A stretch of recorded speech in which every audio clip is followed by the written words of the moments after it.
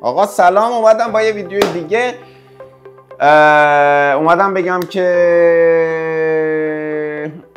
چالشی که حالا من با همکارام داشتم یا دارم یا خوبیاشون یا بدیاشون میخوام تجربیاتم با شما انتقال بدم. خوبه که بدونید، حالا که شما که دارین میایید بد نیستش که راجع به این چیزا بدونید و شاید به دردتون بخوره. بس اگه خواستید بدونید که من چه تجربیاتی رو توی این یک سال داره تقریبا میشه که من اومدم به دست آوردم، تو ادامه ویدیو هم رو من باشید.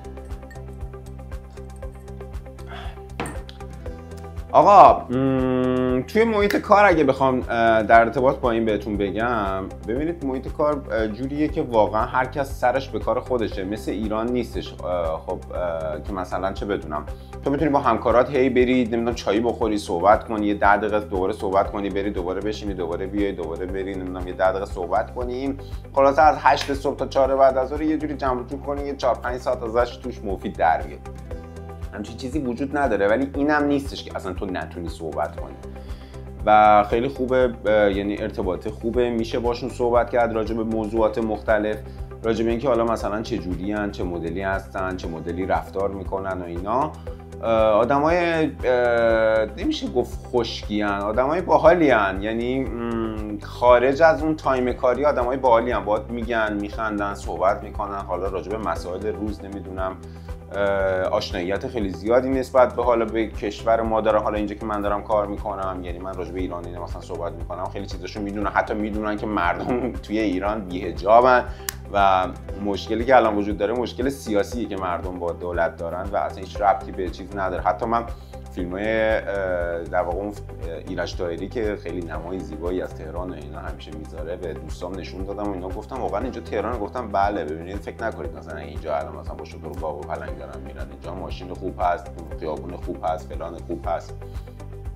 خلاصه این تجربیات ما بهشون انتقال دادم، اونا هم یه سری تجربیات باحال به انتقال دادن. ولی تو این محیط کار کلا هر کس سرش به کار خودشه و داره کار خودشون به صورت مفید انجام میده و اینجوری نیستش که تو بتونی بپیچونی. همیشه یک نفر حواسش هست به عنوان مدیر و داره میبینه که تو چیکار میکنی، چیکار نمیکنی. اگر یه وقت مثلا چه بدونم، حتی اگه مثلا کاری رم کرده باشی تموم شده باشه، اینجوری نیست مثلا بری بگی آقا من کارامو کردم تموم شده رفته، مثلا دیگه الان دیگه ندارم تسک دیگه ای ندارم مثلا بخوام انجام بدم. نه، خودت برای خودت باید تسک بتراشی، یعنی یه کاری بالاخره باید بکنی اونجا. اینجوری نیست که واسی نگاه بکنی یا مثلا پشت سیستم بشینی بعد مثلا میگی خب تموم شده دیگه، انواع مختلف صفحات مثلا پیجای دیگر رو برم ببینم، وبسایت دیگر رو برم ببینم چه خبره، مثلا میگم دیجیکالا رو ما سرچ می‌کردیم، محصولاتی که دلمون می‌خواست سرچ کنیم. اینجوری نیست. ولی خب تو پازه که مثلا همشون دارن و اجباریه و توی اداره کار آلمان این موضوع اجباری، همه باید اون مدت تایم رو استراحت بکنن.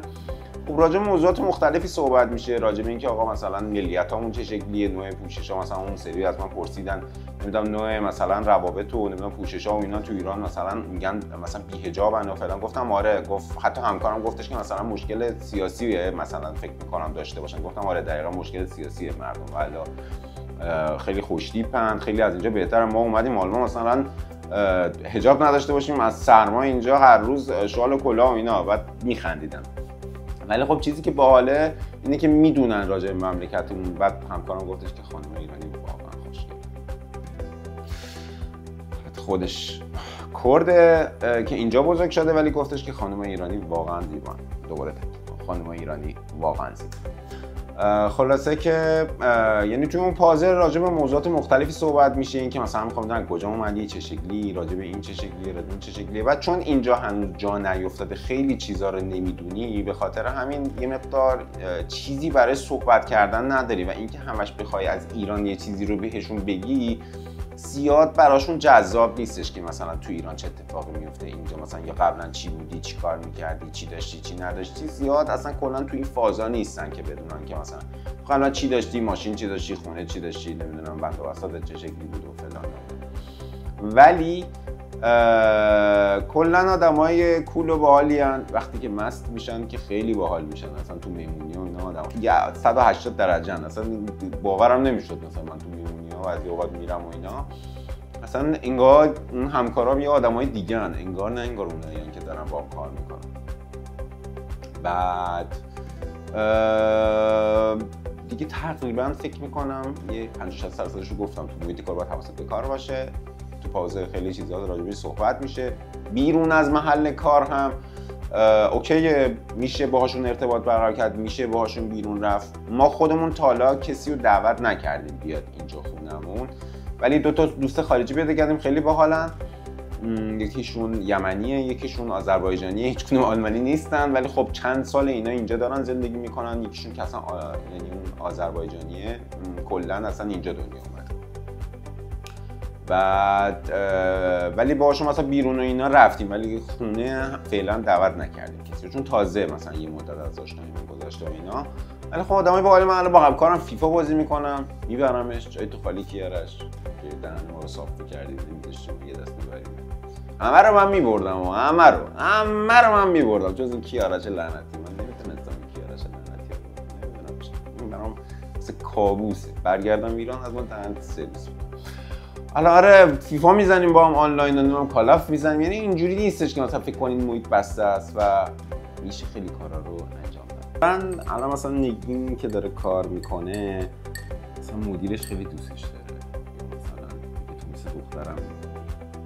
من فرض رو بر این گذاشتم که مثلا چه بدونم انگار مثلا دختر خودم مهاجرت کرده، هر کمکی بتونم حتما انجام میدم، برات انجام میدم.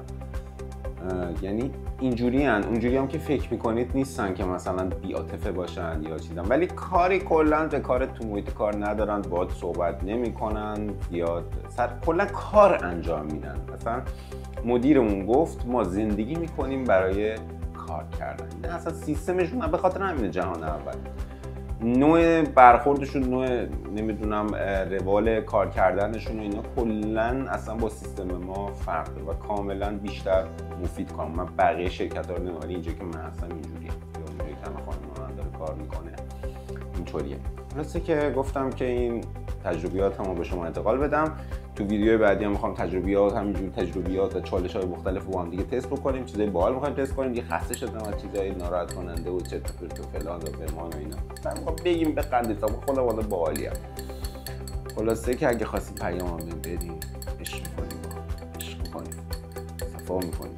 اگه چیزی ویدیویی نمیدونم موضوع خاصی تو ذهنتون هست بگین که مثلا اینجا براتون سواله، من بگردم راجبش تحقیق کنم براتون ویدیوشو بسازم. فقط سابسکرایبیاتون رو مثلا یادتون نره، به من کمک میکنه که کانالم رشد کنه، محتویات بیشتری بذارم، انگیزه بیشتری بگیرم. خلاصه که کلی کمک میکنه. بازم به این نتیجه رسیدم که یوتیوب اینستا به درد خوشم نمیاد، خیلی اگریسیو و اصلا خورد کن و در رو داغ کن. خلاصه که اینجوری دیگه کاری ندارم. چایی هم اینم خیلی باحالشون بدون غم میخورم.